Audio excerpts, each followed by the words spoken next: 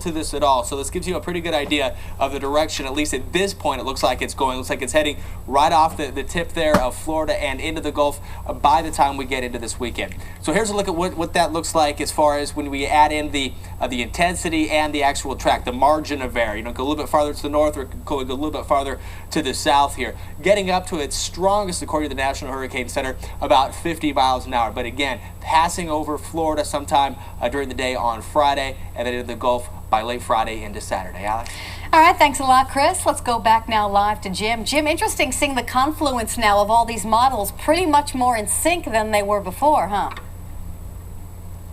Yeah, they're definitely a lot less spread out. But what's interesting to me, Alex, is what we talked about with Dr. Nab at the top of the hour, and the fact that, given the infancy of this, if you tend to get some concentrated convection to the north of where the center is now, that could shift everything to the north.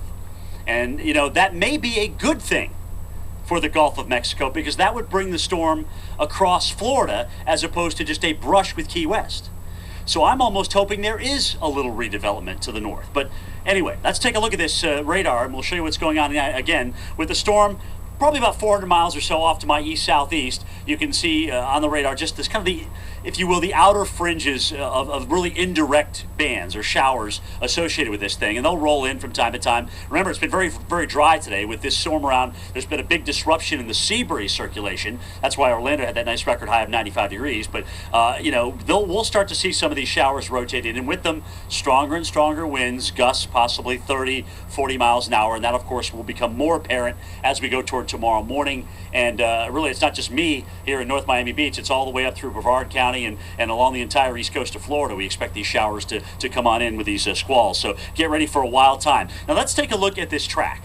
Let's just base everything on the current center here and the current intensity forecast. We won't get into where it could be. I'll talk to Dr. Nab about that at the top of the hour. But given this track, you'll notice it does take it, at least at the center point, over the south and west fringes of that oil slick.